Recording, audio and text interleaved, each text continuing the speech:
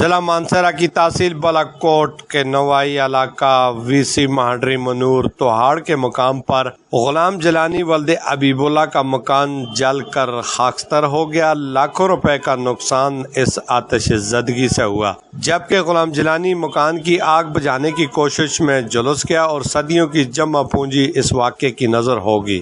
زخمی حالت میں غلام جیلانی بچ جانے والا غلہ جو مٹی کے ڈھیر سے نکالنے کی کوشش کر رہا ہے۔ حلقہ مکینوں نے متاثرہ خاندان سے فوری مالی مدد کی اپیل کی ہے۔ بچے، بوڑھے اور دیگر اہل خانہ چھت نہ ہونے کے باعث کھلے آسمان تلے زندگیاں بسر کرنے پر مجبور ہیں۔ آگ لگنے کی وجہ تاحال معلوم نہ ہو سکی۔ تھانہ کاغان کیمپ مہاڈری میں واقعے کی رپورٹ درج کرا دی۔ کیمرہ ٹیم کے ساتھ میر افضل گلزار، DMM نیوز، مانسہرہ۔